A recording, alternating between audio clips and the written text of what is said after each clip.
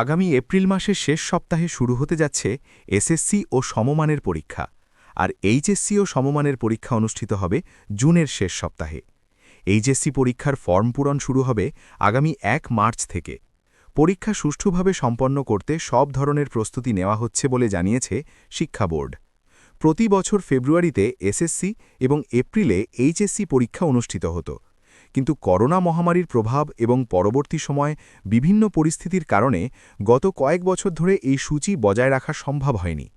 এবারও জাতীয় নির্বাচন এবং পবিত্র রমজান মাসের কথা বিবেচনা করে এসএসসি পরীক্ষা এপ্রিলের শেষ সপ্তাহে পিছিয়ে নেওয়া হয়েছে। ইতিমধ্যে এসএসসি পরীক্ষার্থীদের নির্বাচনী বা টেস্ট পরীক্ষা এবং ফর্ম পূরণের কাজ শেষ হয়েছে।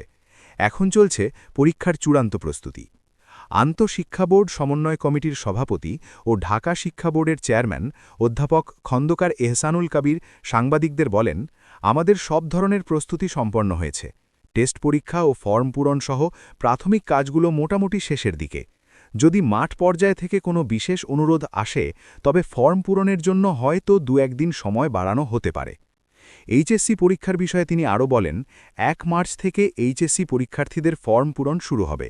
আমরা আশা করছি ১ থেকে ২ সপ্তাহের মধ্যে পুরো প্রক্রিয়াটি শেষ করে ফেলতে পারব।